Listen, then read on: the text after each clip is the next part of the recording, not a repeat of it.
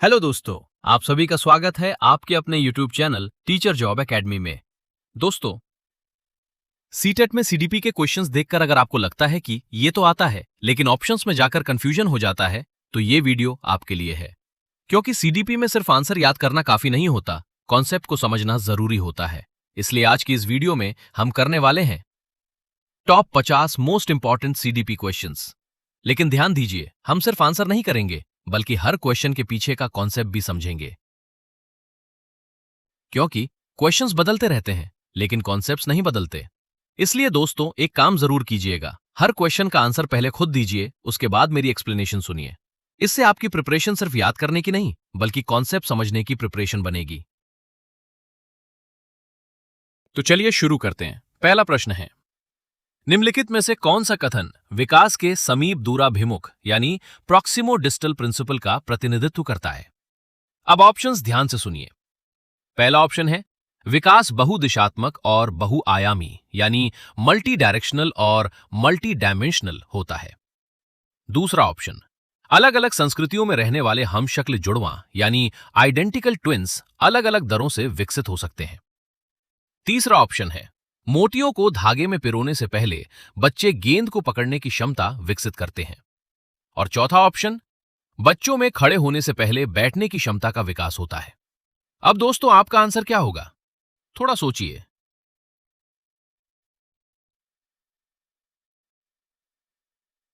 सही आंसर है ऑप्शन 3। अब इसे एक सिंपल एग्जाम्पल से समझते हैं। मान लीजिए एक छोटा बच्चा गेंद को आसानी से पकड़ लेता है, लेकिन छोटे छोटे मोतियों को धागे में पिरोने में उसे परेशानी होती है। ऐसा इसलिए क्योंकि मोतियों को पिरोने के लिए उंगलियों की ज्यादा सटीक मूवमेंट और फाइन मोटर कंट्रोल यानी सूक्ष्म मांसपेशीय नियंत्रण चाहिए।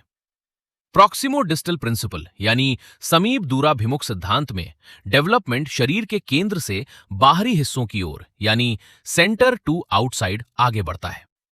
इसलिए यहां गेंद को पकड़ने की क्षमता का पहले विकसित होना और मोतियों को पिरोने की क्षमता का बाद में विकसित होना इस प्रिंसिपल को दिखाता है।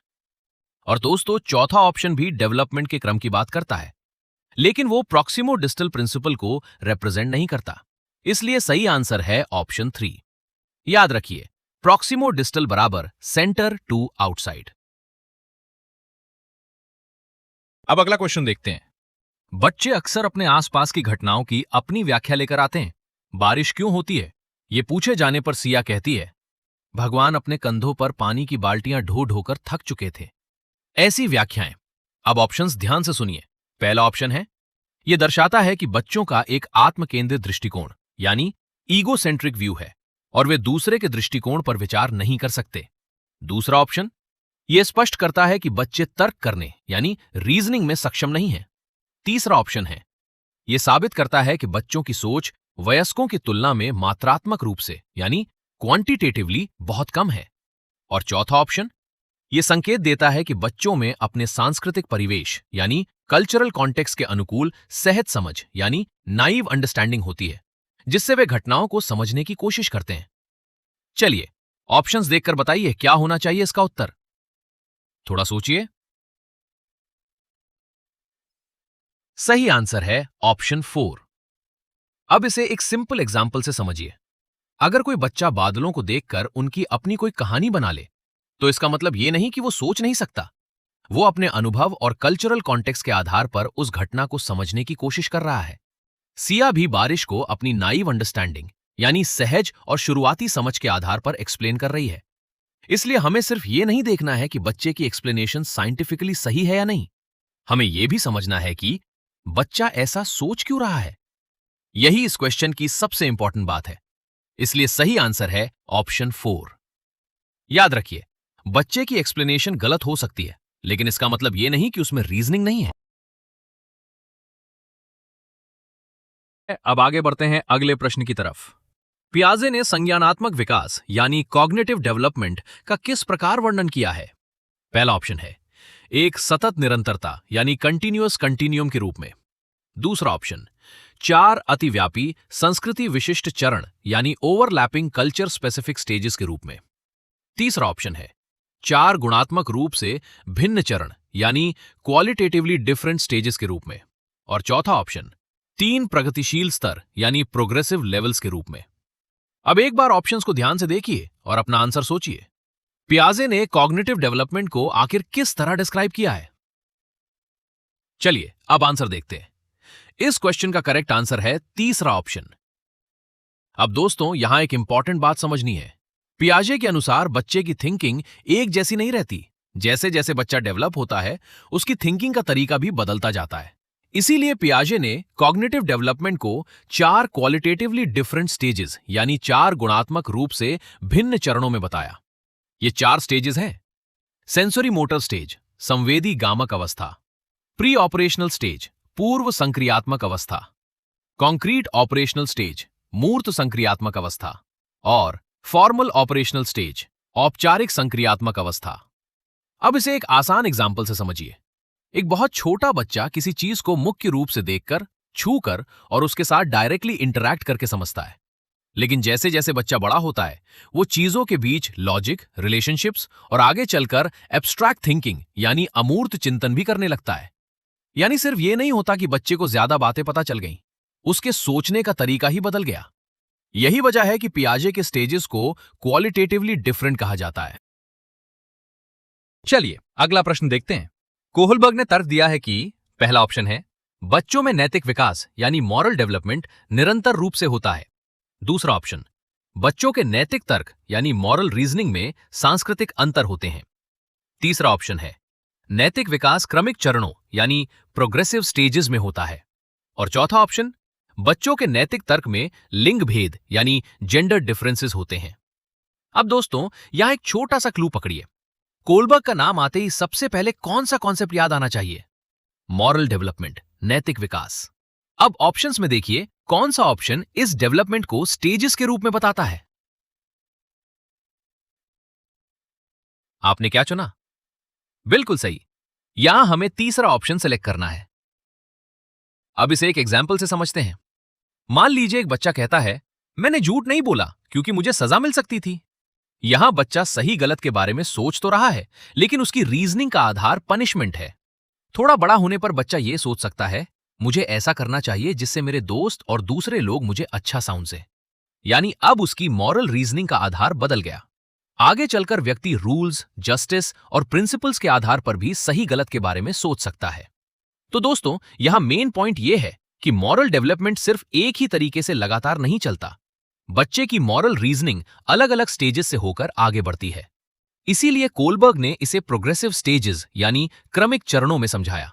और एक इंपॉर्टेंट एग्जाम पॉइंट, कोहलबर्ग की थ्योरी में 3 लेवल्स और कुल 6 स्टेजेस हैं। 3 लेवल्स हैं pre conventional level, conventional level, post conventional level. और इन तीनों लेवल्स के अंदर कुल 6 स्टेजेस होती हैं। देखना कितने क्वेश्चंस आप खुद सही कर पा रहे हो। खुद को टेस्ट करते चलो, तभी इंप्रूवमेंट दिखेगा। यह आपकी प्रिपरेशन का रियल टेस्ट है। अब नेक्स्ट क्वेश्चन पर ध्यान देते हैं। यह क्वेश्चन भी कोहलबर्ग से जुड़ा हुआ है। कोहलबर्ग के नैतिक विकास यानी मॉरल डेवलपमेंट के किस चरण में व्यक्ति का नैतिक व्यवहार मुख्य रूप से इस मानसिकता पर निर्भर करता है कि लोग मेरे बारे में क्या सोचते हैं? अब ऑप्शंस देखिए। पहला ऑप्शन उत्तर पारंपरिक यानी पोस्ट कन्वेंशनल। दूसरा ऑप्शन गैर पारंपरिक यानी नॉन कन्वेंशनल। तीसरा ऑप्शन है पूर्व पारंपरिक यानी प्री कन्वेंशनल। और चौथा ऑप्शन पारंपरिक यानी कन्वेंशनल। दोस्तों जब व्यक्ति यह सोचता है कि दूसरे लोग मेरे बारे में क्या सोचेंगे तो उसका फोकस अपने सोशल अप्रूवल यानी सामाजिक स्वीकृति पर है। तो बताइए आपके हिसाब से कौन सा ऑप्शन सही होगा? चलिए आंसर देखते हैं। सही आंसर है ऑप्शन 4 यानी कन्वेंशनल। दोस्तों कोहलबर्ग की मॉरल डेवलपमेंट थियरी में कुल 3 लेवल्स बताए गए हैं। पहला प्री कन्वेंशन लेवल यानी पूर्व पारंपरिक स्तर। यहां बच्चा सही गलत का फैसला मुख्य रूप से सजा और रिवॉर्ड यानी दंड और पुरस्कार के आधार पर करता है। दूसरा कन्वेंशनल लेवल यानी पारंपरिक स्तर। यहां व्यक्ति यह सोचता है कि लोग मेरे बारे में क्या सोचेंगे, अच्छे संबंध कैसे बने रहें और सोशल रूल्स क्या हैं। तीसरा पोस्ट कन्वेंशनल लेवल यानी उत्तर पारंपरिक स्तर। यहां व्यक्ति सही गलत का फैसला प्रिंसिपल्स, जस्टिस और मॉरल वैल्यूज यानी सिद्धांत, न्याय और नैतिक मूल्यों के आधार पर करता है। बस तीनों को ऐसे याद रखिए, प्री, पनिशमेंट और रिवॉर्ड, कन्वेंशनल, सोशल अप्रूवल और रूल्स, पोस्ट, प्रिंसिपल्स और जस्टिस। और इसी वजह से हमारे क्वेश्चन में लोग मेरे बारे में क्या सोचेंगे वाला आंसर कन्वेंशनल लेवल है। एक बात याद रखिए दोस्तों, सीटेट में सीडीपी को सिर्फ रटकर स्कोर करना मुश्किल हो सकता है। अगर कॉन्सेप्ट समझ में आ गया तो क्वेश्चन थोड़ा घुमा हुआ भी आए तब भी आप सही आंसर तक पहुंच सकते हैं। इसलिए इस वीडियो को सिर्फ क्वेश्चंस की तरह नहीं, अपनी सीडीपी प्रिपरेशन की तरह देखिए। चलिए दोस्तों, अब एक और इंपॉर्टेंट क्वेश्चन देखते हैं। जीन पियाजे के अनुसार एक बच्चा जो सरल गणितीय उत्क्रमण यानी रिवर्सल जैसे 4 + 5 = 9 तो 9 - 5 = 4 के पीछे के तर्क को समझने में असमर्थ है, इसका कारण है। अब ऑप्शंस पर ध्यान दीजिए। ऑप्शन 1, जीववादी सोच यानी एनिमिस्टिक थिंकिंग। ऑप्शन 2, अपरिवर्तनीयता यानी इररिवर्सिबिलिटी। ऑप्शन 3, आत्मकेंद्रीयता यानी ईगोसेंट्रिज्म। और ऑप्शन 4 है अवधारणात्मक केंद्रीकरण यानी परसेप्चुअल सेंट्रेशन।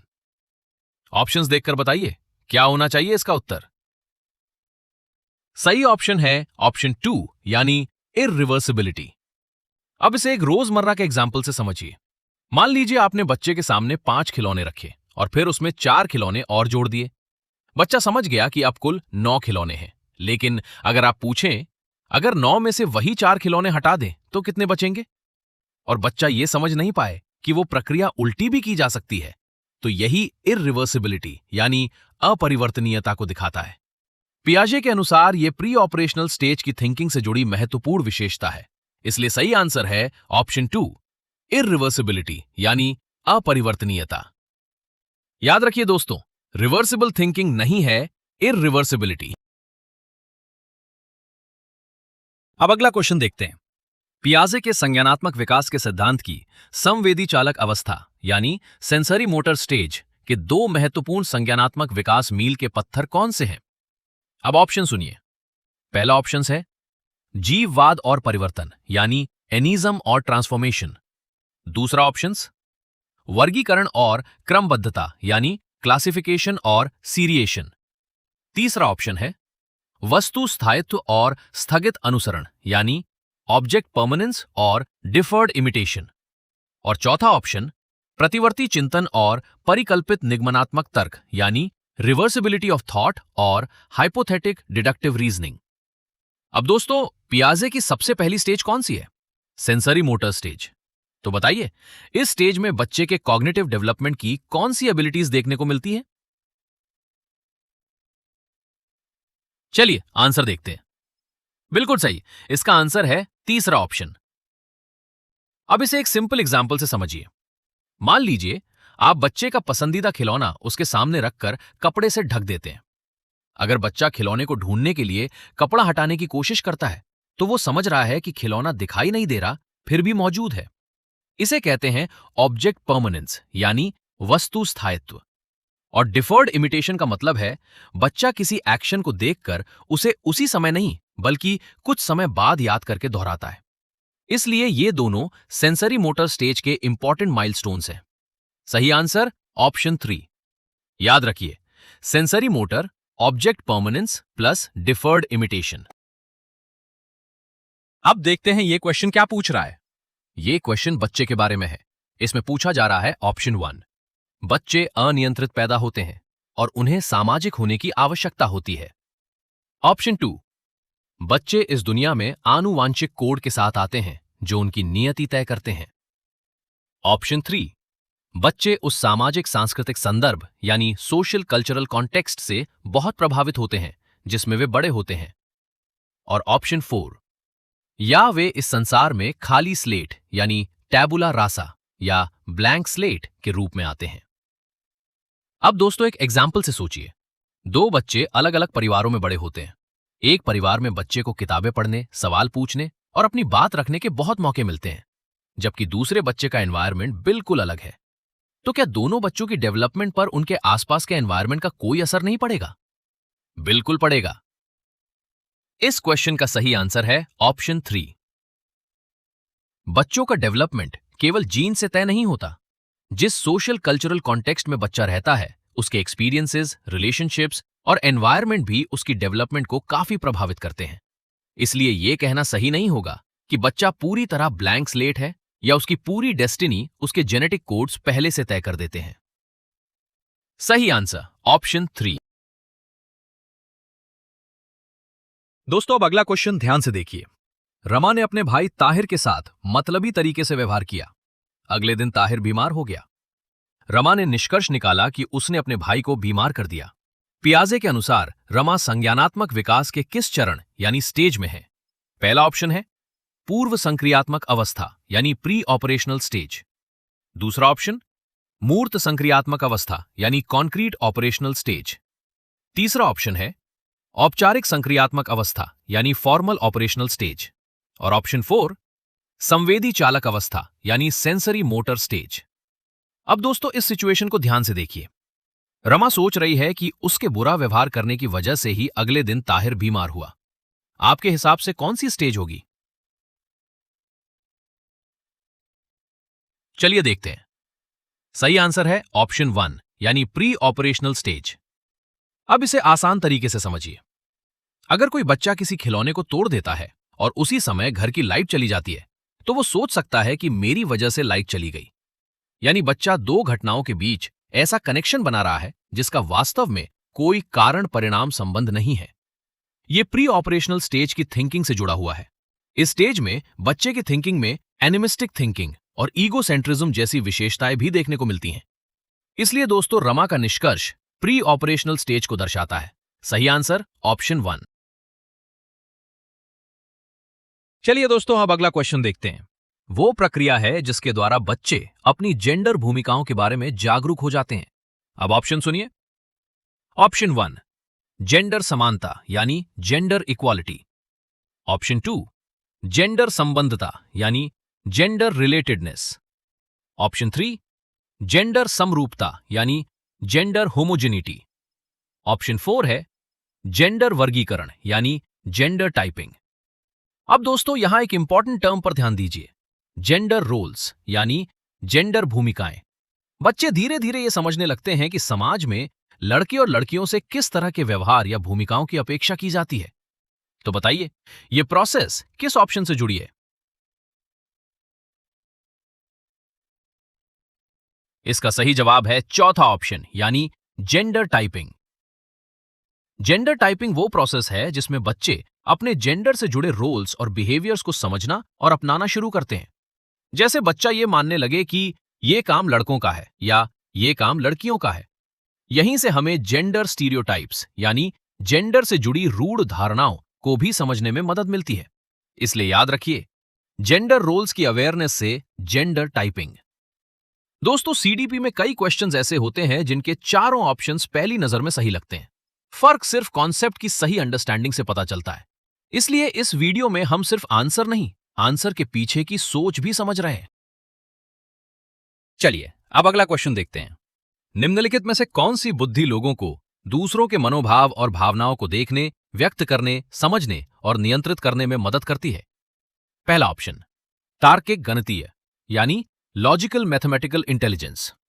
दूसरा संगीतमय यानी म्यूजिकल इंटेलिजेंस। तीसरा ऑप्शन है प्रकृतिवादी यानी नेचुरलिस्ट इंटेलिजेंस। और चौथा ऑप्शन अंतर्वैयक्तिक यानी इंटरपर्सनल इंटेलिजेंस।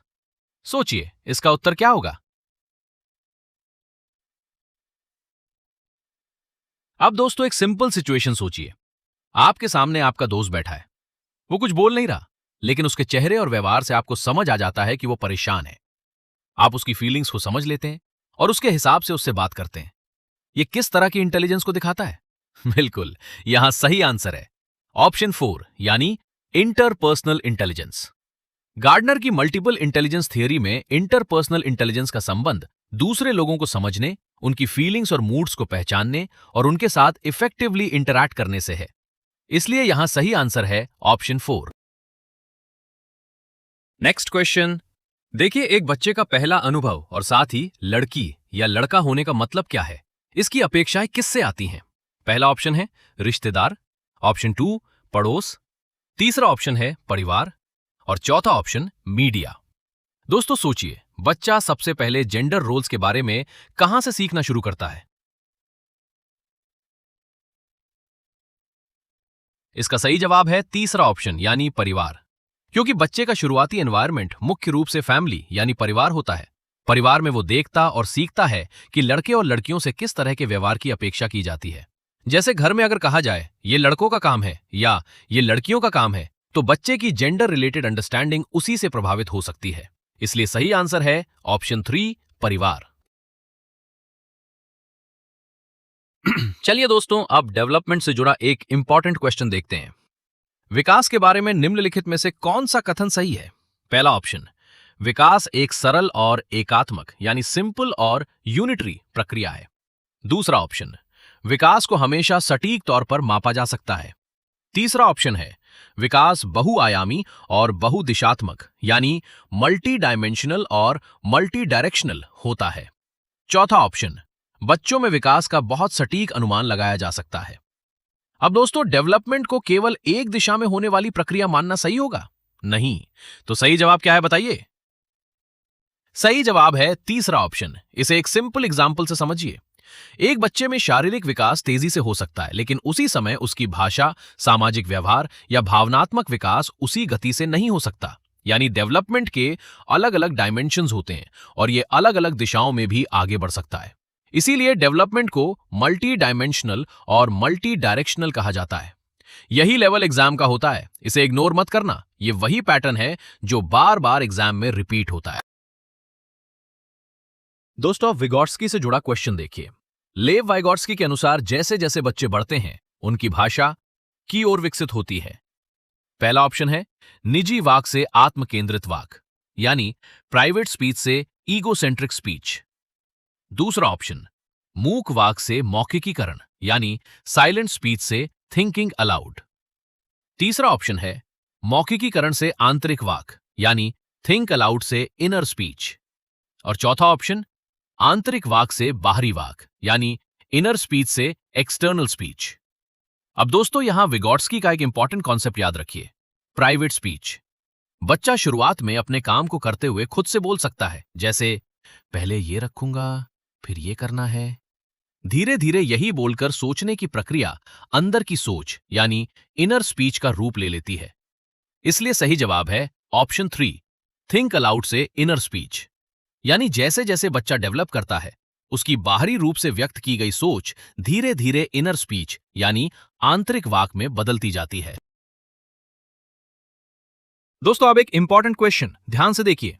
शीर्षगामी सिद्धांत यानी सेफलोकॉर्डल प्रिंसिपल विकास के किस क्षेत्र पर लागू होता है? अब ऑप्शंस देखिए। पहला ऑप्शन है गामक विकास यानी मोटर डेवलपमेंट। दूसरा, भाषा विकास यानी लैंग्वेज डेवलपमेंट। तीसरा, संज्ञानात्मक विकास यानी कॉग्निटिव डेवलपमेंट।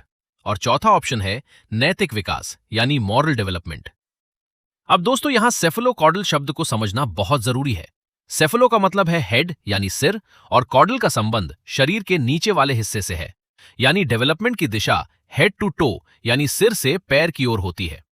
अब सोचिए, सिर और शरीर के कंट्रोल से जुड़ा यह डेवलपमेंट सबसे सीधे किससे रिलेटेड होगा? आपके हिसाब से कौन सा ऑप्शन सही है? याद रखिए, सेफलोकॉर्डल बराबर हेड टू टो। चलिए आंसर देखते हैं। बिल्कुल सही, इसका आंसर है ऑप्शन 1 यानी मोटर डेवलपमेंट। इसे एक सिंपल एग्जांपल से समझिए। छोटा बच्चा सबसे पहले अपने सिर और गर्दन पर कंट्रोल डेवलप करता है। इसके बाद धीरे धीरे बैठने, खड़े होने और चलने जैसी मोटर एबिलिटीज विकसित होती हैं। यानी डेवलपमेंट ऊपर से नीचे की ओर बढ़ता है। इसी को सेफलोकॉर्डल प्रिंसिपल यानी शीर्षगामी सिद्धांत कहा जाता है। सही आंसर ऑप्शन 1, मोटर डेवलपमेंट। बस एक लाइन याद रखिए दोस्तों, सेफलोकॉर्डल बराबर हेड टू टो बराबर मोटर डेवलपमेंट। अब एक इंटरेस्टिंग क्वेश्चन देखते हैं। दूसरों के साथ संवाद न करने के इरादे से खुद से जोर से बात करना बचपन में। चलिए ऑप्शंस देखते हैं। पहला ऑप्शन है अप्राकृतिक लेकिन असामान्य नहीं है। ऑप्शन 2 सामान्य और प्राकृतिक है। तीसरा ऑप्शन असामान्य लेकिन प्राकृतिक है। और ऑप्शन 4 असामान्य और अप्राकृतिक है। अब थोड़ा सोचिए, पहले आंसर अपने मन में तय करिए, फिर देखते हैं। दोस्तों, कभी आपने छोटे बच्चे को खेलते हुए खुद से बात करते देखा है? जैसे बच्चा खिलौने से खेलते हुए खुद ही बोल रहा हो, पहले ये रखूंगा फिर ये करूंगा। क्या ऐसी सेल्फ टॉक अपने आप में अबनॉर्मल है? नहीं। सही जवाब है ऑप्शन 2 यानी सामान्य और प्राकृतिक है। विगोट्स्की के अनुसार इस तरह की प्राइवेट स्पीच यानी खुद से की जाने वाली स्पीच बच्चे को अपने काम को प्लान करने और अपनी थिंकिंग को गाइड करने में मदद कर सकती है। इसलिए दूसरों के साथ संवाद न करने के इरादे से खुद से जोर से बात करना बचपन में सामान्य और प्राकृतिक। दोस्तों, अब अगला क्वेश्चन एक बहुत इंपॉर्टेंट डेवलपमेंटल कॉन्सेप्ट से जुड़ा है। विकास के उस समय को संदर्भित करता है जब कोई व्यक्ति एक नया कौशल या क्षमता प्राप्त करने के लिए सबसे ज्यादा तैयार होता है और बाद में जीवन में इसके नुकसान की भरपाई करना मुश्किल होता है। पहला ऑप्शन संवेदनशील अवधि यानी सेंसिटिव पीरियड। दूसरा ऑप्शन समीपस्थ विकास का क्षेत्र यानी जोन ऑफ प्रॉक्सिमल डेवलपमेंट। तीसरा ऑप्शन है विकासात्मक प्रतिमान यानी डेवलपमेंटल माइलस्टोन। और चौथा ऑप्शन विकासात्मक कार्य यानी डेवलपमेंटल टास्क। क्वेश्चन में पूछा गया है विकास का ऐसा समय जब किसी स्किल को सीखने की तैयारी सबसे ज्यादा होती है। तो बताइए कौन सा कॉन्सेप्ट इससे जुड़ा है? सही उत्तर है ऑप्शन 1 यानी सेंसिटिव पीरियड। इसे एक एग्जाम्पल से समझिए। मान लीजिए किसी स्किल को सीखने के लिए व्यक्ति के डेवलपमेंट का एक खास समय ज्यादा अनुकूल है। उस समय सीखना कंपैरेटिवली आसान होता है, जबकि बाद में वही अपॉर्चुनिटी मिलने पर सीखना ज्यादा डिफिकल्ट हो सकता है। इसी को सेंसिटिव पीरियड यानी संवेदनशील अवधि से समझा जाता है। और दोस्तों, जोन ऑफ प्रॉक्सिमल डेवलपमेंट अलग कॉन्सेप्ट है। ये वाइगोट्स्की के अनुसार उस गैप से जुड़ा है जो बच्चा अकेले कर सकता है और सहायता मिलने पर कर सकता है। इसलिए यहां कंफ्यूजन नहीं करना है। सही आंसर ऑप्शन 1 सेंसिटिव पीरियड। याद रखिए, सेंसिटिव पीरियड बराबर सीखने के लिए सबसे अनुकूल समय। दोस्तों, इस बात को भी ध्यान रखिए, ऑप्शन में सेंसिटिव पीरियड दिया गया है, लेकिन अगर ऑप्शन में क्रिटिकल पीरियड दिया होता तो सबसे सही आंसर वही होता, क्योंकि सेंसिटिव पीरियड में लर्निंग ज्यादा आसान होती है, जबकि क्रिटिकल पीरियड में उस समय की कमी का प्रभाव ज्यादा स्थायी हो सकता है, क्योंकि क्वेश्चन में नुकसान की भरपाई करने की भी बात कही गई है। अब अगला क्वेश्चन देखिए। निम्नलिखित में से समाज में प्रचलित जेंडर रूढ़िवादिता यानी जेंडर स्टीरियोटाइप्स के प्रभाव को बच्चों के बीच कम करने का एक प्रभावी तरीका कौन सा है? पहला ऑप्शन है बच्चों को विविध जेंडर भूमिकाओं यानी डाइवर्स जेंडर रोल्स से परिचित कराना और उन्हें अपनी रुचियों को आगे बढ़ाने के लिए प्रोत्साहित करना। दूसरा ऑप्शन ये मान लेना कि बच्चे स्वाभाविक रूप से अपने आप जेंडर न्यूट्रल एक्टिविटीज यानी जेंडर तटस्थ गतिविधियों और रुचियों को अपना लेंगे। तीसरा ऑप्शन है बच्चों को पारंपरिक जेंडर भूमिकाओं के अनुरूप प्रोत्साहित करना। और चौथा ऑप्शन बच्चों को जेंडर विशिष्ट यानी जेंडर स्पेसिफिक सामग्री प्रदान करना। अब दोस्तों सोचिए, अगर हम चाहते हैं कि बच्चा सिर्फ इसलिए कोई काम ना छोड़े क्योंकि समाज उसे लड़के या लड़की के लिए मानता है, तो हमें क्या करना चाहिए? आपके हिसाब से कौन सा ऑप्शन सही है?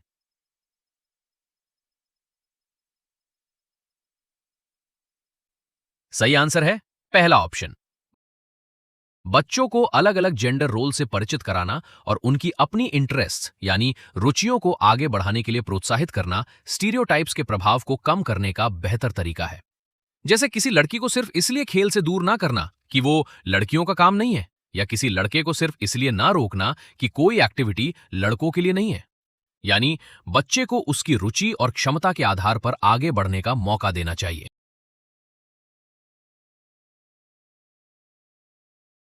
अब चलते हैं अगले क्वेश्चन पर। निम्नलिखित में से कौन से कारक प्रारंभिक बाल्यावस्था के दौरान वृद्धि और विकास में योगदान देते हैं? पहला है कल्चरल प्रैक्टिसेस यानी सांस्कृतिक प्रथाएं। दूसरा न्यूट्रिशन यानी पोषण। तीसरा प्ले अपॉर्चुनिटीज यानी खेल के अवसर। और चौथा क्वालिटी ऑफ एजुकेशन यानी शिक्षा की गुणवत्ता। ऑप्शन पढ़कर बताइए इसका उत्तर क्या होगा। अब दोस्तों यहां ध्यान रखिए, बच्चे का डेवलपमेंट केवल एक फैक्टर से नहीं होता। सही आंसर है ऑप्शन 1। बच्चे की ग्रोथ और डेवलपमेंट पर न्यूट्रिशन, खेलने के अवसर, एजुकेशन की क्वालिटी और उसका कल्चरल एनवायरनमेंट सभी का प्रभाव पड़ सकता है। जैसे पर्याप्त पोषण शरीर के विकास में मदद करता है, जबकि खेल के अवसर बच्चे के फिजिकल, सोशल और कॉग्निटिव डेवलपमेंट को सपोर्ट कर सकते हैं। इसीलिए चारों स्टेटमेंट्स को डेवलपमेंट में कंट्रीब्यूटिंग फैक्टर्स माना गया है। सही आंसर ऑप्शन 1। दोस्तों, अगर आप इन क्वेश्चंस को ध्यान से समझ रहे हैं तो आपकी सीडीपी की एक बड़ी प्रॉब्लम यहीं सॉल्व हो रही है। सिमिलर ऑप्शंस में सही कॉन्सेप्ट पहचानना। आगे के क्वेश्चंस में भी इसी तरह छोटे छोटे कॉन्सेप्ट्स पकड़ते चलिए। दोस्तों अब अगला क्वेश्चन देखिए।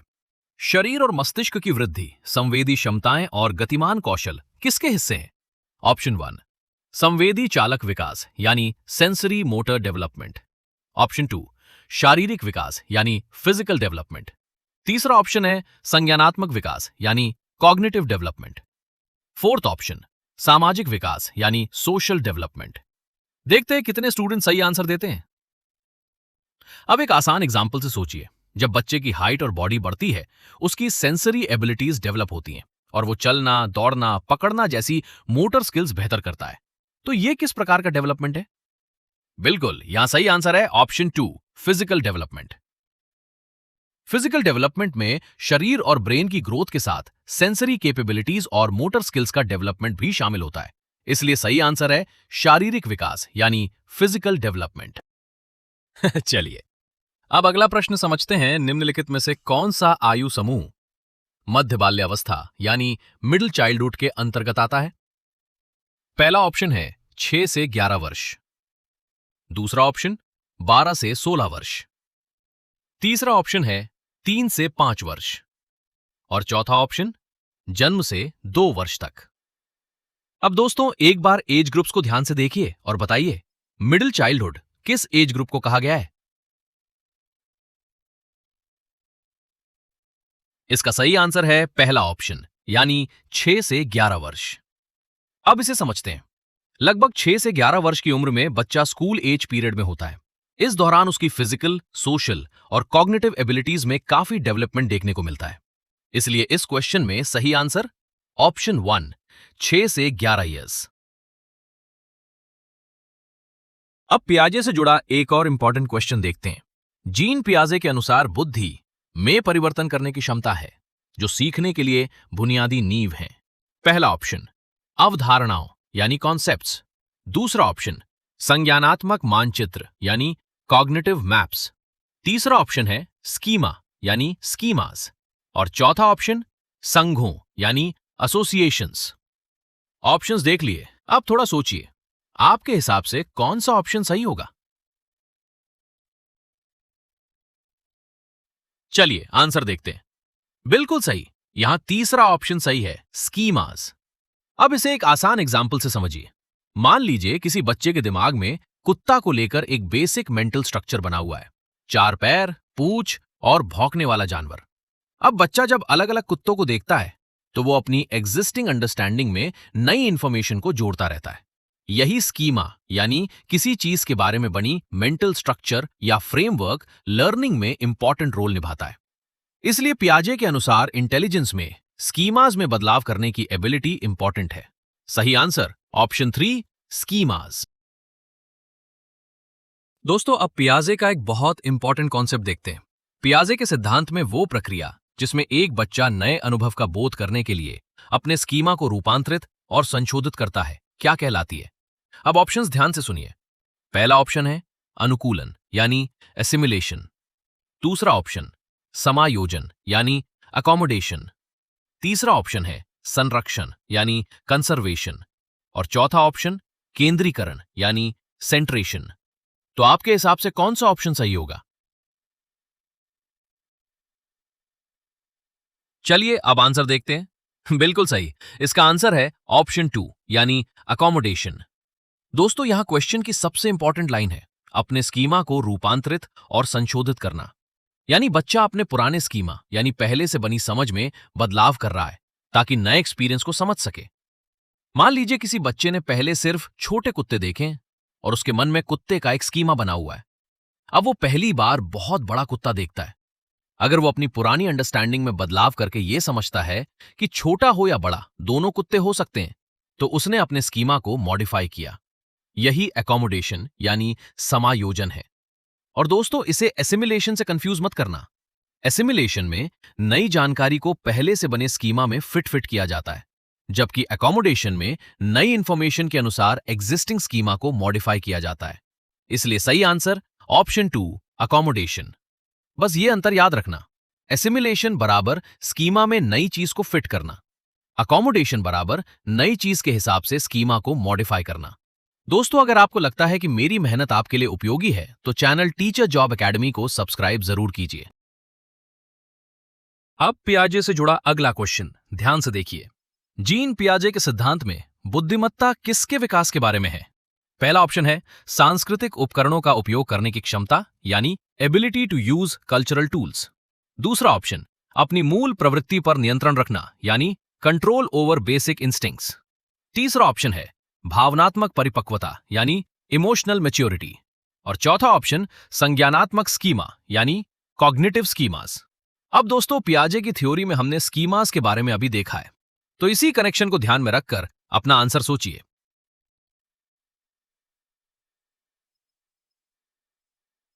चलिए देखते हैं आपने कौन सा ऑप्शन चुना। इस क्वेश्चन का सही आंसर है ऑप्शन 4, यानी कॉग्निटिव स्कीमास। पियाजे के अनुसार इंटेलिजेंस का संबंध बच्चे की कॉग्निटिव स्कीमास, यानी मानसिक संरचनाओं के डेवलपमेंट से है। एक आसान एग्जाम्पल देखिए। बच्चा जब किसी नई चीज को समझने के लिए अपनी पहले से बनी अंडरस्टैंडिंग में बदलाव करता है, तो उसकी कॉग्निटिव स्ट्रक्चर्स भी डेवलप होती हैं। यही वजह है कि पियाजे की थ्योरी में स्कीमा बहुत इंपॉर्टेंट कॉन्सेप्ट है। नेक्स्ट क्वेश्चन देखते हैं। अभिकथन ए। कुछ बच्चों में ऐसी विशेषताएं होती हैं जो उनके माता पिता से मिलती हैं, जबकि अन्य अपने माता पिता से स्पष्ट रूप से भिन्न होती हैं। कारण आर। ये पता लगाना कि कोई विशेषता वंशानुक्रम या आनुवंशिकता, यानी हेरिडिटी या जेन्स के कारण कितनी है, और पोषण या पर्यावरण, यानी नेचर या एनवायरमेंट के कारण कितनी, एक जटिल मुद्दा है। अब ऑप्शंस देखिए। पहला ऑप्शन ए और आर दोनों सही है, लेकिन आर ए की सही व्याख्या नहीं करता है। ऑप्शन 2, ए सही है लेकिन आर गलत है। तीसरा ऑप्शन है ए और आर दोनों गलत है। और ऑप्शन 4, ए और आर दोनों सही है तथा आर ए की सही व्याख्या करता है। अब दोस्तों, पहले ए को देखिए। बच्चों में कुछ कैरेक्टरिस्टिक्स पेरेंट्स से मिलती हैं, लेकिन हर बच्चा अपने पेरेंट्स की एग्जैक्ट कॉपी नहीं होता, इसलिए असर्शन सही है। अब रीजन को देखिए। किसी कैरेक्टरिस्टिक में हेरिडिटी का कितना कंट्रीब्यूशन है और एनवायरनमेंट का कितना, इसे अलग अलग करके बताना आसान नहीं है। दोनों का इन्फ्लुएंस कॉम्प्लेक्स तरीके से काम कर सकता है, इसलिए रीजन भी सही है। लेकिन सबसे इंपॉर्टेंट बात, क्या आर ए की सही एक्सप्लेनेशन दे रहा है? हां, क्योंकि यही समझाता है कि कुछ कैरेक्टरिस्टिक्स पेरेंट्स से मिल सकती हैं, जबकि कुछ में एनवायरनमेंट और दूसरे फैक्टर्स की वजह से डिफरेंसेस दिखाई दे सकते हैं। इसलिए यहां सही आंसर है ऑप्शन 4, ए और आर दोनों सही है तथा आर ए की सही व्याख्या करता है। दोस्तों, अब इंक्लूसिव एजुकेशन से जुड़ा एक इंपॉर्टेंट क्वेश्चन देखते हैं। सामाजिक संचार यानी सोशल कम्युनिकेशन में चुनौतियां किस में स्पष्ट होती हैं? पहला ऑप्शन है ध्यान न्यूनता, अतिक्रियाशीलता विकार, यानी attention deficit hyper activity disorder में। दूसरा ऑप्शन मस्तिष्क पक्षाघात, यानी सेरेब्रल पाल्सी में। तीसरा ऑप्शन स्वलीन क्रम विकार, यानी ऑटिज्म स्पेक्ट्रम डिसऑर्डर में। चौथा ऑप्शन है अधिगमात्मक विकलांगता, यानी लर्निंग डिसेबिलिटीज में। अब दोस्तों, यहां सबसे इंपॉर्टेंट टर्म है सोशल कम्युनिकेशन। सोचिए, किस कंडीशन में दूसरे लोगों से कम्युनिकेशन करना, सोशल इंटरैक्शन करना और सोशल क्यूज को समझना प्रमुख चुनौती हो सकती है? पहले आप अटेम्प्ट करो, फिर चेक करेंगे। बिल्कुल सही आंसर है ऑप्शन 3, यानी autism spectrum disorder. Autism spectrum disorder में सोशल कम्युनिकेशन और सोशल इंटरैक्शन से जुड़ी डिफिकल्टीज दिखाई दे सकती हैं। एक एग्जाम्पल देखिए। कोई बच्चा सामने वाले की बात, फेशियल एक्सप्रेशंस या सोशल सिचुएशन को समझने में परेशानी महसूस कर सकता है और कम्युनिकेशन का तरीका भी अलग हो सकता है। इसीलिए इस क्वेश्चन में सोशल कम्युनिकेशन को ऑटिज्म स्पेक्ट्रम डिसऑर्डर से जोड़कर याद रखना इंपॉर्टेंट है। सही answer option 3, autism spectrum disorder. याद रखिए, autism, social communication plus social interaction की चैलेंजेस। अब एक इंपॉर्टेंट इंक्लूसिव एजुकेशन वाला क्वेश्चन देखते हैं। शिक्षकों को ध्यान न्यूनता अतिक्रियाशीलता विकार, यानी attention deficit hyper activity disorder से जूझ रहे छात्रों की आवश्यकताओं का ध्यान रखते समय किससे बचना चाहिए? पहला ऑप्शन है विकर्षण और शोर करना। दूसरा ऑप्शन पाठ्यक्रम सामग्री और निर्देशों में लचीलापन रखना। तीसरा ऑप्शन है कार्य को छोटे और आसानी से प्रबंधनीय भागों में तोड़ना। और चौथा ऑप्शन बहुसंवेदी सामग्री, यानी मल्टी सेंसररी मटीरियल्स का उपयोग करना।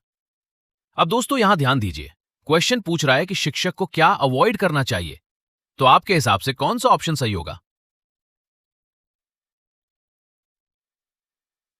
इसका सही आंसर है ऑप्शन 1, यानी विकर्षण और शोर करना। अब इसे एक सिंपल सिचुएशन से समझिए। अगर किसी बच्चे को पहले से ही अटेंशन यानी ध्यान बनाए रखने में परेशानी हो रही है और उसके आसपास लगातार शोर या डिस्ट्रैक्शंस हो, तो उसके लिए टास्क पर ध्यान देना और मुश्किल हो सकता है। इसके विपरीत टास्क को छोटे पार्ट्स में बांटना, इंस्ट्रक्शंस में फ्लेक्सिबिलिटी रखना और मल्टी सेंसरी मटेरियल्स का उपयोग करना लर्निंग को सपोर्ट कर सकता है। इसलिए दोस्तों, यहां हमें अवॉइड करना है ऑप्शन 1, विकर्षण और शोर करना। याद रखिए, एडीएचडी वाले बच्चों के लिए अननेसेसरी डिस्ट्रैक्शंस कम करना इंपॉर्टेंट है। अब एक इंपॉर्टेंट लर्निंग डिसेबिलिटी से जुड़ा क्वेश्चन देखते हैं। लेखन वैकल्य यानी डिस्ग्राफिया। एक, पहला ऑप्शन है व्यक्तित्व विकार यानी पर्सनालिटी डिसऑर्डर। दूसरा ऑप्शन शारीरिक अपंगता यानी फिजिकल डिसेबिलिटी। तीसरा ऑप्शन है अधिगमात्मक अक्षमता यानी लर्निंग डिसेबिलिटी। और चौथा ऑप्शन तंत्रिकीय विकार यानी न्यूरो डेवलपमेंटल डिसऑर्डर। अब दोस्तों, यहां डिस्ग्राफिया शब्द को पहचानना बहुत जरूरी है। डिस्ग्राफिया मुख्य रूप से राइटिंग यानी लिखने से जुड़ी लर्निंग डिफिकल्टी है। तो बताइए कौन सा ऑप्शन सही होगा? चलिए आंसर देखते हैं। सही आंसर है ऑप्शन 3 यानी लर्निंग डिसेबिलिटी। इसे एक सिंपल एग्जांपल से समझिए। मान लीजिए कोई बच्चा बात अच्छी तरह समझता है और बोलकर अपना आंसर भी बता सकता है, लेकिन लिखते समय लेटर्स को सही आकार में लिखने, स्पेसिंग रखने या अपने विचारों को लिखित रूप में व्यवस्थित करने में लगातार परेशानी होती है। ऐसी डिफिकल्टी को डिस्ग्राफिया से जोड़ा जाता है। अब एक इंपॉर्टेंट गिफ्टेड चिल्ड्रन से जुड़ा क्वेश्चन देखते हैं। एक शिक्षक को कक्षाओं में प्रतिभाशाली बच्चों की जरूरतों को ध्यान में रखना चाहिए। पहला ऑप्शन है संज्ञानात्मक और भावनात्मक यानी कॉग्निटिव एंड इमोशनल। दूसरा ऑप्शन संज्ञानात्मक और सामाजिक यानी कॉग्निटिव एंड सोशल। तीसरा ऑप्शन है संज्ञानात्मक, सामाजिक और भावनात्मक यानी कॉग्निटिव, सोशल एंड इमोशनल। और चौथा ऑप्शन केवल संज्ञानात्मक यानी कॉग्निटिव। अब दोस्तों, यहां गिफ्टेड चिल्ड्रन और उनकी नीड्स को समझना बहुत जरूरी है। प्रतिभाशाली बच्चे सिर्फ पढ़ाई में तेज नहीं होते, बल्कि उनकी सीखने की गति, सोचने का तरीका, भावनाएं और सोशल एडजस्टमेंट भी अलग हो सकता है। इसलिए एक टीचर को उनकी सिर्फ कॉग्निटिव जरूरतों पर ही नहीं, बल्कि उनकी सोशल और इमोशनल नीड्स पर भी ध्यान देना चाहिए। तो बताइए कौन सा ऑप्शन सही होगा? चलिए आंसर देखते हैं। सही आंसर है ऑप्शन 3 यानी कॉग्निटिव, सोशल एंड इमोशनल। इसे एक सिंपल एग्जांपल से समझिए। मान लीजिए एक बच्चा क्लास में बहुत जल्दी आंसर्स दे देता है, कॉन्सेप्ट्स भी जल्दी समझ लेता है और बाकी बच्चों से आगे सोचता है। लेकिन कभी कभी वही बच्चा क्लासमेट्स के साथ एडजस्ट करने में डिफिकल्टी महसूस कर सकता है या इमोशनली बोर्ड, लोनली या फ्रस्ट्रेटेड भी हो सकता है। ऐसी स्थिति में टीचर का काम सिर्फ उसे एक्स्ट्रा डिफिकल्ट वर्क देना नहीं है, बल्कि उसकी सोचने की क्षमता, दूसरों के साथ जुड़ने की क्षमता और भावनात्मक संतुलन तीनों का ध्यान रखना है। यानी गिफ्टेड चिल्ड्रन की जरूरतें कॉग्निटिव, सोशल एंड इमोशनल तीनों प्रकार की होती हैं। दोस्तों, अब लर्निंग डिसेबिलिटी से जुड़ा एक इंपॉर्टेंट क्वेश्चन देखते हैं। सीखने की अक्षमता वाले छात्रों को पढ़ाने के लिए निम्नलिखित में से कौन से शैक्षणिक दृष्टिकोण यानी पेडागॉजिकल अप्रोचेस के उदाहरण हैं? पहला है बहुसंवेदी रणनीतियों का उपयोग यानी मल्टी सेंसरी स्ट्रैटेजीज। दूसरा, सीखने के मानकीकृत लक्ष्य यानी स्टैंडर्डाइज लर्निंग गोल्स। तीसरा है लचीले और अनुक्रमिक निर्देश यानी फ्लेक्सिबल एंड सिक्वेंशियल इंस्ट्रक्शंस। और चौथा, कार्यों को छोटे छोटे भागों में बांटना। अब दोस्तों, यहां हमें यह पहचानना है कि लर्निंग डिसेबिलिटीज वाले बच्चों के लिए टीचिंग को फ्लेक्सिबल और सपोर्टिव कैसे बनाया जा सकता है। आपके हिसाब से कौन कौन से स्टेटमेंट सही हैं?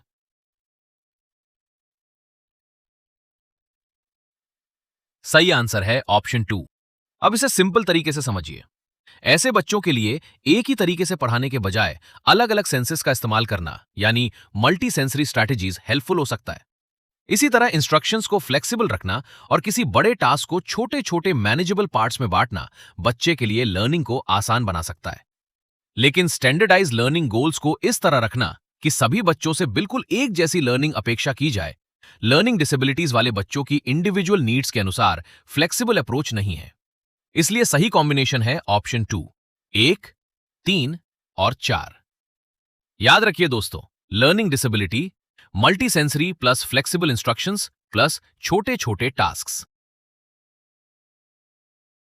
दोस्तों, अब ऑटिज्म स्पेक्ट्रम डिसऑर्डर यानी स्वलीन क्रम विकार से जुड़ा एक इंपॉर्टेंट क्वेश्चन देखते हैं। स्वलीन क्रम विकार के बारे में निम्नलिखित में से कौन सा कथन सही है?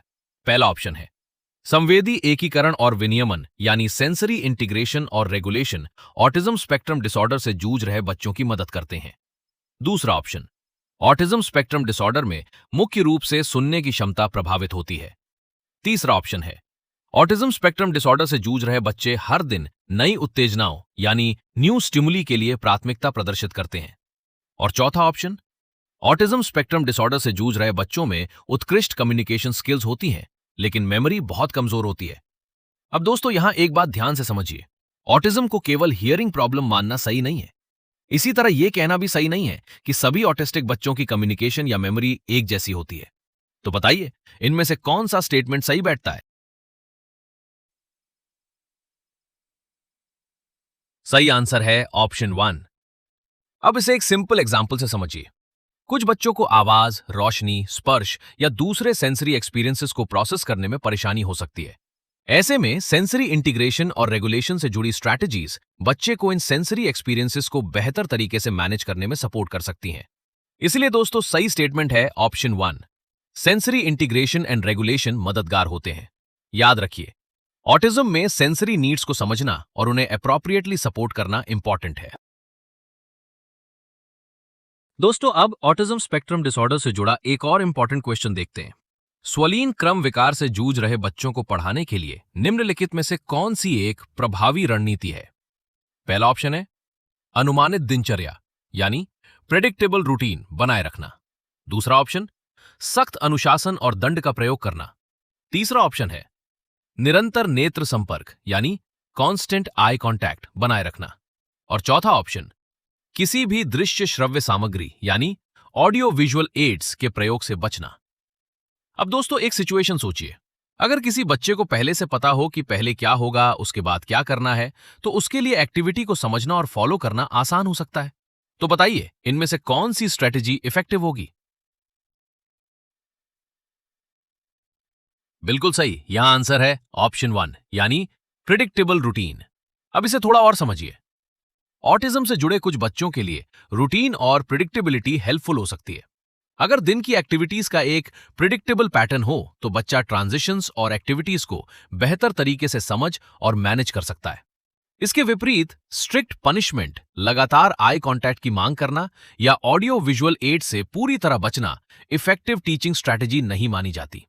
इसलिए दोस्तों सही आंसर ऑप्शन 1 प्रेडिक्टेबल रूटीन। दोस्तों इस वीडियो का हर क्वेश्चन इंपॉर्टेंट है, इसलिए कोई क्वेश्चन स्किप मत कीजिए, क्योंकि हमें सिर्फ सही आंसर्स नहीं बल्कि उन कॉन्सेप्ट्स की तैयारी करनी है जिनसे सीटेट में क्वेश्चंस बनाए जाते हैं। अब नेक्स्ट क्वेश्चन देखिए, पठन वैकल्य यानी डिसलेक्सिया एक है। इसके ऑप्शन देखिए। ऑप्शन 1 विकासात्मक लेखन विकार यानी डेवलपमेंटल राइटिंग डिसऑर्डर।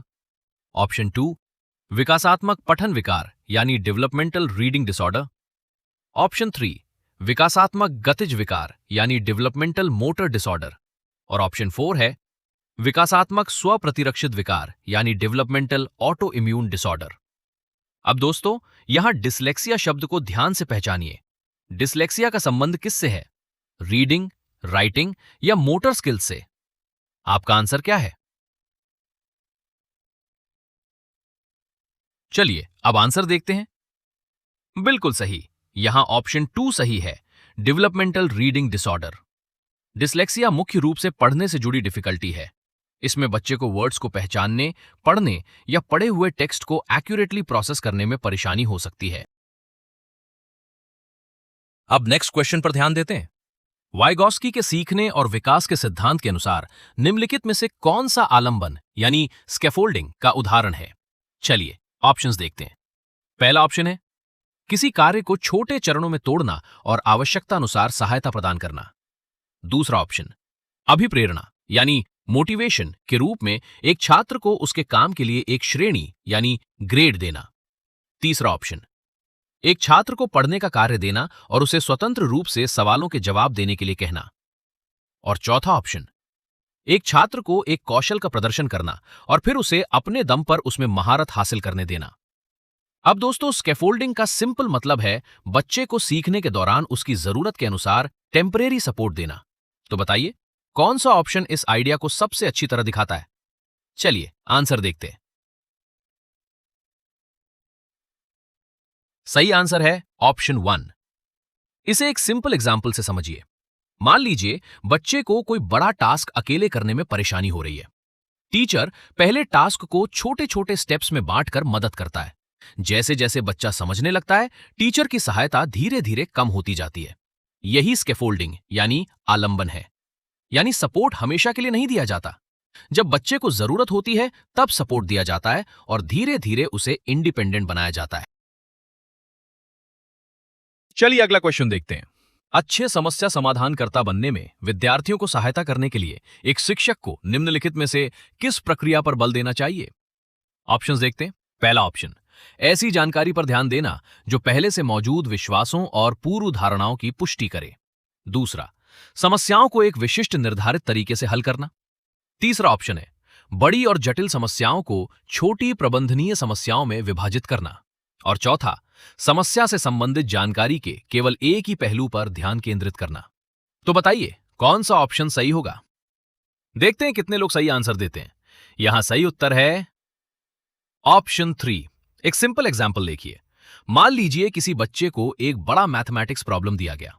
अगर वो पूरा प्रॉब्लम देखकर कंफ्यूज हो रहा है तो टीचर उसे पहले प्रॉब्लम को छोटे स्टेप्स में समझने और फिर एक एक स्टेप सॉल्व करने के लिए गाइड कर सकता है।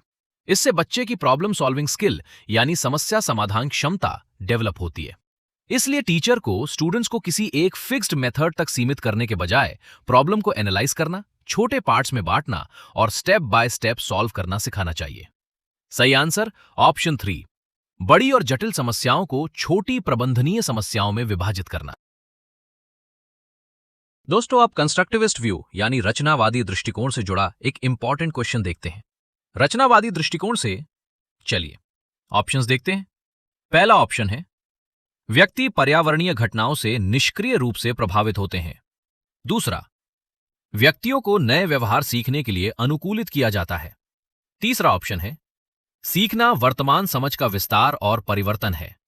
और चौथा, सीखना बस हमारे दिमाग की ब्लैंक स्लेट यानी कोरी स्लेट पर संघों को लिखना है। चलिए ऑप्शंस देखकर बताइए क्या होना चाहिए इसका उत्तर। इसका सही आंसर है ऑप्शन 3। दोस्तों, कंस्ट्रक्टिविज्म में बच्चा सिर्फ इंफॉर्मेशन रिसीव नहीं करता बल्कि अपनी पहले से मौजूद अंडरस्टैंडिंग के आधार पर नई नॉलेज कंस्ट्रक्ट करता है। एक एग्जांपल देखिए। अगर बच्चे को पानी के बारे में पहले से कुछ समझ है और अब वो एक नया एक्सपेरिमेंट देखकर अपनी पुरानी अंडरस्टैंडिंग में कुछ जोड़ता या बदलाव करता है तो उसकी लर्निंग सिर्फ इंफॉर्मेशन याद करना नहीं है, वो अपनी करंट अंडरस्टैंडिंग को एक्सटेंड और ट्रांसफॉर्म कर रहा है। यही कंस्ट्रक्टिविस्ट व्यू की मुख्य बात है। ठीक है, अब आगे बढ़ते हैं अगले प्रश्न की तरफ।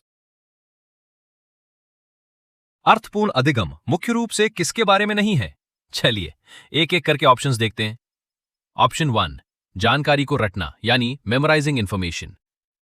ऑप्शन 2, अवधारणाओं को समझना यानी अंडरस्टैंडिंग द कॉन्सेप्ट। ऑप्शन 3 है ज्ञान का निर्माण यानी कंस्ट्रक्टिंग नॉलेज। और ऑप्शन 4, कौशलों का विकास यानी डेवलपिंग स्किल्स। अब दोस्तों, यहां क्वेश्चन में सबसे इंपॉर्टेंट वर्ड है नहीं। तो हमें वो ऑप्शन चुनना है जो मीनिंगफुल लर्निंग की मुख्य विशेषता नहीं है। आपका आंसर क्या होगा? चलिए आंसर देखते हैं। सही आंसर है ऑप्शन 1 यानी जानकारी को रटना। क्योंकि मीनिंगफुल लर्निंग का मतलब सिर्फ इंफॉर्मेशन को मेमोराइज यानी रट लेना नहीं है।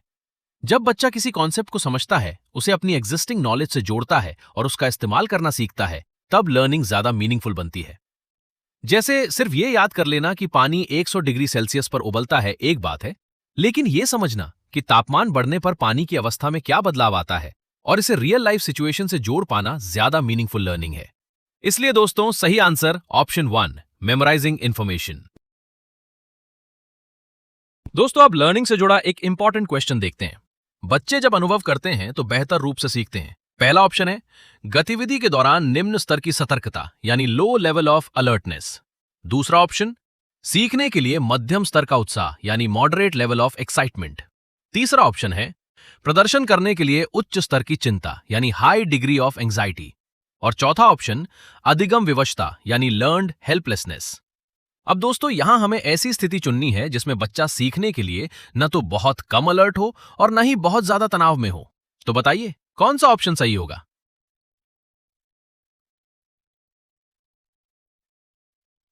सही आंसर है ऑप्शन 2 यानी सीखने के लिए मध्यम स्तर का उत्साह। इसे एक सिंपल एग्जाम्पल से समझिए। अगर बच्चा बिल्कुल इंटरेस्टेड नहीं है तो उसका ध्यान लर्निंग में नहीं लगेगा। लेकिन अगर वो बहुत ज्यादा एंग्शियस हो जाए तो एंग्जाइटी भी उसके परफॉर्मेंस को प्रभावित कर सकती है। इसलिए लर्निंग के लिए मॉडरेट लेवल ऑफ एक्साइटमेंट यानी मध्यम स्तर का उत्साह बेहतर स्थिति हो सकती है। अब नेक्स्ट क्वेश्चन देखिए।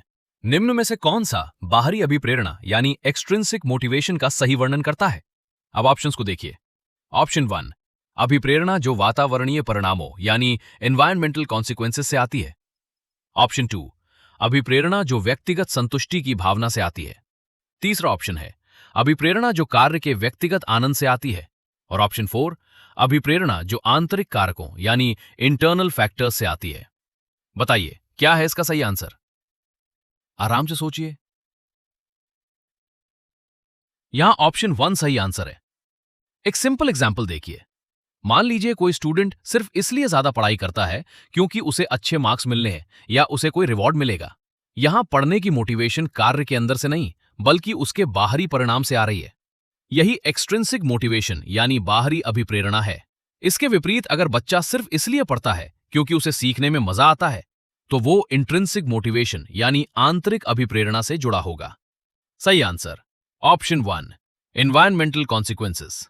याद रखिए एक्सट्रिंसिक बराबर बाहर से मिलने वाला रिवॉर्ड या कॉन्सिक्वेंस।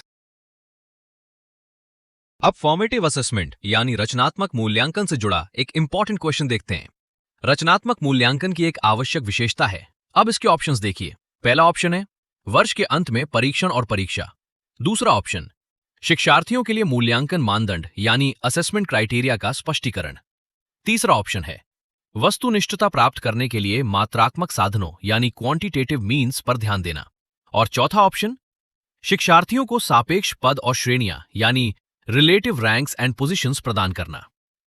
अब दोस्तों यहां फॉर्मेटिव असेसमेंट का उद्देश्य सिर्फ मार्क्स या रैंक देना नहीं है। इसका फोकस ये जानना है कि बच्चा कहां है और लर्निंग को बेहतर बनाने के लिए आगे क्या किया जा सकता है।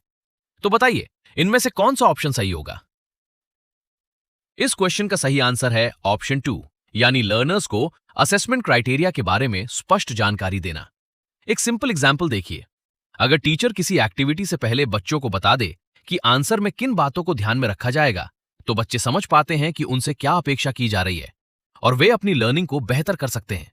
इसलिए दोस्तों सही आंसर ऑप्शन 2 मूल्यांकन मानदंड का स्पष्टीकरण। याद रखिए फॉर्मेटिव असेसमेंट बराबर लर्निंग को बेहतर बनाने के लिए असेसमेंट। दोस्तों अब प्रोग्रेसिव एजुकेशन यानी प्रगतिशील शिक्षा से जुड़ा एक इंपॉर्टेंट क्वेश्चन देखते हैं। प्रगतिशील शिक्षा एक शैक्षिक दर्शन है जो ब्लैंक पर जोर देता है। अब ऑप्शंस को ध्यान से सुनिए। ऑप्शन 1 रटकर याद करना और शिक्षक केंद्रित निर्देश। दूसरा ऑप्शन मानकीकृत परीक्षण और सख्त पाठ्यचर्या दिशा निर्देश। तीसरा ऑप्शन है प्रतियोगिता और व्यक्तिगत उपलब्धि। और चौथा ऑप्शन छात्र केंद्रित शिक्षा और सक्रिय भागीदारी। अब दोस्तों प्रोग्रेसिव एजुकेशन में बच्चा सिर्फ टीचर की बात सुनने वाला लर्नर नहीं होता, उसे लर्निंग प्रोसेस में एक्टिवली पार्टिसिपेट करने का मौका दिया जाता है। तो आपका आंसर क्या होगा? सही आंसर है ऑप्शन 4 यानी छात्र केंद्रित शिक्षा और सक्रिय भागीदारी। एक सिंपल एग्जाम्पल देखिए। अगर टीचर सिर्फ बोर्ड पर लिखकर बच्चों से वही चीज याद करने को कहे तो यह स्टूडेंट सेंटर्ड अप्रोच नहीं है। इसके बजाय टीचर बच्चों को डिस्कशन, एक्टिविटीज, प्रॉब्लम सॉल्विंग और अपने आइडिया शेयर करने के अपॉर्चुनिटीज देता है तो बच्चे लर्निंग में एक्टिवली पार्टिसिपेट करते हैं।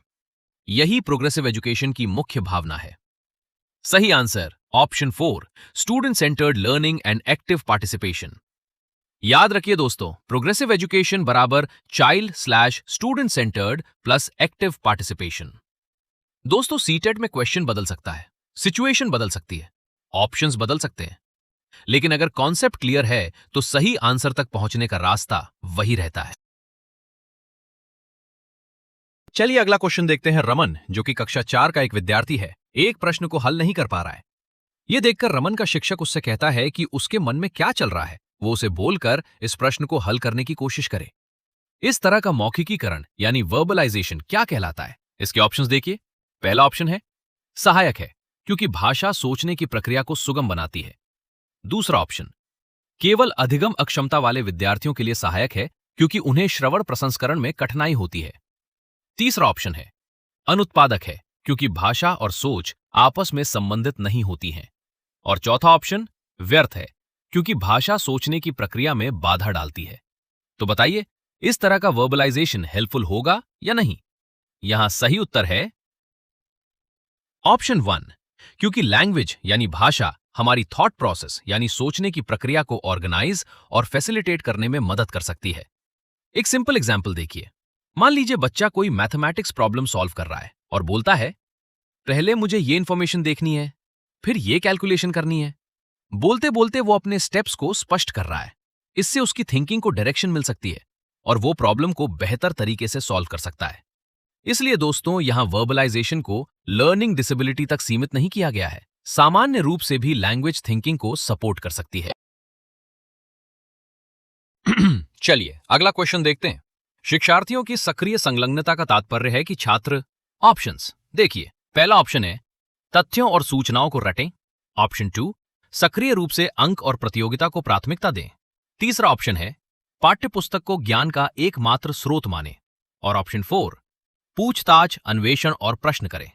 अब दोस्तों, एक्टिव एंगेजमेंट का मतलब है कि बच्चा लर्निंग प्रोसेस में खुद एक्टिवली इन्वॉल्व हो।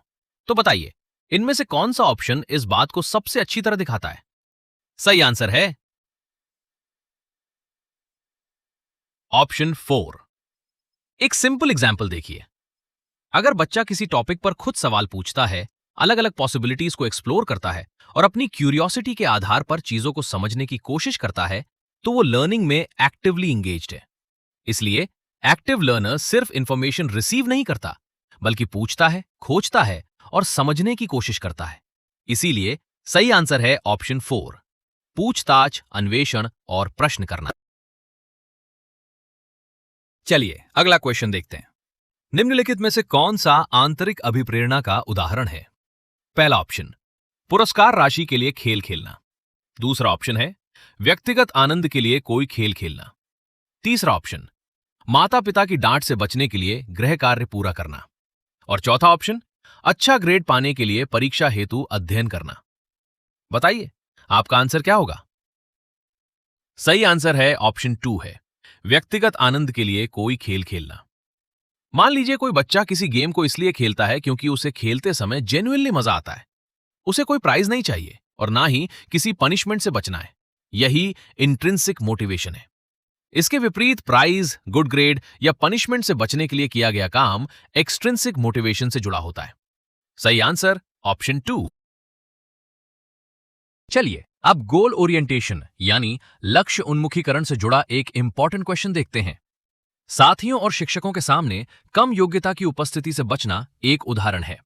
पहला ऑप्शन है प्रदर्शन दृष्टिकोण लक्ष्य यानी परफॉर्मेंस अप्रोच गोल्स। दूसरा, कार्य में शामिल लक्ष्य यानी टास्क इन्वॉल्व्ड गोल्स। तीसरा, प्रदर्शन परिहार के लक्ष्य यानी परफॉर्मेंस अवॉइडेंस गोल्स। और चौथा ऑप्शन है महारत हासिल करने का लक्ष्य यानी मास्टरी गोल्स। चलिए ऑप्शंस देखकर बताइए क्या होना चाहिए इसका उत्तर। सही आंसर है ऑप्शन 3 यानी परफॉर्मेंस अवॉइडेंस गोल्स। एक सिंपल एग्जांपल देखिए। मान लीजिए कोई स्टूडेंट आंसर इसलिए नहीं देता क्योंकि उसे डर है कि अगर आंसर गलत हुआ तो बाकी स्टूडेंट्स उसके बारे में सोचेंगे कि उसे कुछ नहीं आता। यहां उसका फोकस फेलियर या लो एबिलिटी दिखाई देने से बचना है। यही परफॉर्मेंस अवॉइडेंस गोल है। दोस्तों, सीटेट में मोटिवेशन और गोल ओरिएंटेशन जैसे कॉन्सेप्ट्स को सिचुएशन के रूप में पूछा जा सकता है। इसलिए सिर्फ टर्म्स याद मत कीजिए, किस सिचुएशन में कौन सा कॉन्सेप्ट लागू होगा यह पहचानना ज्यादा इंपॉर्टेंट है। नेक्स्ट क्वेश्चन देखिए, कक्षा में आलोचनात्मक सोच को बढ़ावा देने के लिए निम्नलिखित में से कौन सा प्रभावी तरीका है? ऑप्शन 1, विद्यार्थियों को प्रश्न पूछने से हतोत्साहित करना। दूसरा ऑप्शन, छात्रों को स्वतंत्र रूप से सोचने और धारणाओं पर सवाल उठाने के लिए प्रोत्साहित करना। तीसरा ऑप्शन है छात्रों को चुनने के लिए पूर्व निर्धारित उत्तरों का एक सेट प्रदान करना। और चौथा ऑप्शन, तथ्यों को रटने के लिए प्रोत्साहित करना। सोचिए, इसका सही आंसर क्या होगा? यहां सही आंसर है ऑप्शन 2 है। एक एग्जाम्पल देखिए। टीचर किसी स्टेटमेंट को सिर्फ सही मान लेने के बजाय स्टूडेंट से पूछे, आप ऐसा क्यों सोचते हैं? इसका कोई दूसरा कारण हो सकता है। इससे बच्चे अपने विचारों को जस्टिफाई करना और अलग पॉसिबिलिटीज पर विचार करना सीखते हैं। इसलिए स्टूडेंट्स को इंडिपेंडेंटली थिंक करने और अजम्पशंस क्वेश्चन करने के लिए एनकरेज करना क्रिटिकल थिंकिंग को प्रमोट करता है। अगला क्वेश्चन देखिए, निम्न में से कौन सा प्राथमिक कक्षाओं में छात्रों के लिए प्रामाणिक शिक्षण कार्य का उदाहरण है? पहला ऑप्शन है अवधारणा को दैनिक जीवन में लागू करना। ऑप्शन 2, परिभाषाओं का एक वर्ग याद करना। तीसरा ऑप्शन, पाठ्यपुस्तक से तथ्यात्मक जानकारी को याद करना। और चौथा ऑप्शन, मित्र की नोटबुक से आंसर्स कॉपी करना। अब दोस्तों, ऑथेंटिक लर्निंग का मतलब है ऐसी लर्निंग जिसे बच्चा वास्तविक जीवन और वास्तविक सिचुएशन से कनेक्ट कर सके। तो कौन सा ऑप्शन सही होगा? सही आंसर है ऑप्शन 1। मान लीजिए बच्चों ने मैथमेटिक्स में पैसों के बारे में सीखा और अब वे उसी कॉन्सेप्ट का इस्तेमाल करके दुकान से सामान खरीदने और पैसे वापस मिलने की सिचुएशन को समझते हैं। ये लर्निंग को रियल लाइफ कॉन्टेक्स्ट से जोड़ता है, इसलिए डेली लाइफ में कॉन्सेप्ट को अप्लाई करना ऑथेंटिक लर्निंग का अच्छा एग्जाम्पल है। नेक्स्ट क्वेश्चन पर ध्यान देते हैं। निम्नलिखित में से कौन सा एक ऐसे क्वेश्चन का उदाहरण है जिसमें छात्रों को रचनात्मक समाधान खोजने की आवश्यकता होती है? ऑप्शंस देखिए। पहला ऑप्शन, संज्ञा के विभिन्न प्रकार क्या हैं? दूसरा ऑप्शन है, आप किसी व्यक्ति के बजाय किसी वस्तु के परिप्रेक्ष्य से दिए गए पाठ को फिर से कैसे लिखेंगे? तीसरा ऑप्शन, संज्ञा की परिभाषा क्या है? और ऑप्शन 4, आप वाक्य में कर्ता की पहचान कैसे करते हैं? अब दोस्तों, इनमें से कौन सा क्वेश्चन स्टूडेंट को सिर्फ एक फिक्स्ड आंसर याद करके नहीं, बल्कि अपनी इमेजिनेशन और क्रिएटिविटी का इस्तेमाल करके आंसर बनाने का मौका देता है? बताइए, क्या है इसका सही आंसर? सही आंसर है ऑप्शन 2। अगर किसी स्टूडेंट से कहा जाए कि वही टेक्स्ट किसी व्यक्ति की जगह किसी ऑब्जेक्ट के पर्सपेक्टिव से लिखो, तो उसे अपनी सोच का इस्तेमाल करके नया रिस्पॉन्स बनाना पड़ेगा। यही क्रिएटिव थिंकिंग को एनकरेज करता है। बाकी ऑप्शंस मुख्य रूप से डेफिनेशन, आइडेंटिफिकेशन या फैक्चुअल रिकॉल पर आधारित है। याद रखिए, क्रिएटिव क्वेश्चन का अर्थ है एक से ज्यादा पॉसिबल आइडियाज या नए तरीके से सोचने का अवसर। दोस्तों, अब वाइगॉस्की का बहुत इंपॉर्टेंट कंसेप्ट आता है, जोन ऑफ प्रॉक्सिमल डेवलपमेंट, यानी समीपस्थ विकास का क्षेत्र। वाइगॉस्की के सिद्धांत के अनुसार समीपस्थ विकास का क्षेत्र क्या है? पहला ऑप्शन है एक स्टूडेंट के उस स्किल या नॉलेज का लेवल जिसे वो कभी हासिल नहीं कर सकता। दूसरा ऑप्शन, वो स्किल या नॉलेज जिसे स्टूडेंट को टेस्ट पास करने या ग्रेड पाने के लिए मास्टर करना जरूरी है। तीसरा ऑप्शन है वो स्किल या नॉलेज जिसे स्टूडेंट पहले से ही मास्टर कर चुका है। और चौथा ऑप्शन, वो स्किल या नॉलेज जिसे स्टूडेंट मदद से मास्टर करने में सक्षम है। अब दोस्तों, यहां एक बहुत इंपॉर्टेंट बात याद रखिए, ZPD उस जगह को बताता है जहां बच्चा अभी अकेले किसी काम को पूरी तरह नहीं कर पाता, लेकिन किसी अधिक नॉलेजेबल पर्सन की हेल्प से उसे कर सकता है। तो आपका आंसर क्या होगा? बिल्कुल सही, यहां ऑप्शन 4 है। एक सिंपल एग्जांपल देखिए। मान लीजिए बच्चा अकेले कोई मैथमेटिक्स प्रॉब्लम सॉल्व नहीं कर पा रहा है। टीचर उसे एक छोटा हिंट देता है, बच्चा उस हिंट की मदद से आगे बढ़ता है और प्रॉब्लम सॉल्व कर लेता है। यही वो लर्निंग स्पेस है जिसे वाइगॉस्की ने जोन ऑफ प्रॉक्सिमल डेवलपमेंट से जोड़ा। और दोस्तों, यही कॉन्सेप्ट स्कैफोल्डिंग से भी क्लोजली कनेक्टेड है। अब नेक्स्ट क्वेश्चन देखिए, महारत लक्ष्य उन्मुखीकरण वाले छात्र। अब इसके ऑप्शंस देखिए। ऑप्शन 1, असफलता से बचने के लिए कम लक्ष्य तय करते हैं। दूसरा ऑप्शन, डर और शर्म से प्रेरित मध्यम लक्ष्य तय करते हैं। तीसरा ऑप्शन है यथार्थवादी सीखने के लक्ष्य तय करते हैं। और ऑप्शन 4, दूसरों को प्रभावित करने के लिए उच्च लक्ष्य तय करते हैं। अब दोस्तों, मास्टरी गोल में स्टूडेंट का मेन फोकस दूसरों से बेहतर दिखना नहीं, बल्कि अपनी लर्निंग और अंडरस्टैंडिंग को इंप्रूव करना होता है। तो बताइए, कौन सा ऑप्शन इस आइडिया से सबसे ज्यादा मैच करता है? सही आंसर है ऑप्शन 3, यानी यथार्थवादी सीखने के लक्ष्य। एक सिंपल एग्जांपल देखिए। मान लीजिए कोई स्टूडेंट ये टारगेट रखता है कि मुझे इस टॉपिक को अच्छी तरह समझना है और अपनी पिछली परफॉर्मेंस से बेहतर करना है। यहां उसका फोकस दूसरों को इंप्रेस करने पर नहीं, बल्कि अपनी लर्निंग इंप्रूव करने पर है।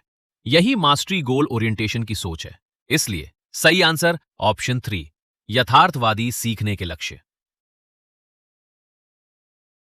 दोस्तों, सीटेट में CDP के ऐसे क्वेश्चंस आपकी टीचिंग अप्रोच और लर्नर की थिंकिंग दोनों को समझने की क्षमता चेक करते हैं। इसलिए इन कॉन्सेप्ट्स को सिर्फ याद करने के बजाय सिचुएशन से जोड़कर समझिए। यही समझ एग्जाम में नए तरीके से पूछे गए क्वेश्चन में भी आपके काम आएगी। दोस्तों अब हमने 50 क्वेश्चंस पूरे कर लिए हैं, लेकिन असली तैयारी सिर्फ आंसर्स याद करने से नहीं होगी। इन क्वेश्चंस के साथ जो छोटे छोटे कॉन्सेप्ट्स हमने समझे हैं, वही आपको नए तरीके से पूछे गए क्वेश्चंस को सॉल्व करने में मदद करेंगे। दोस्तों हमारा टारगेट सिर्फ 50 में से 50 क्वेश्चंस याद करना नहीं है।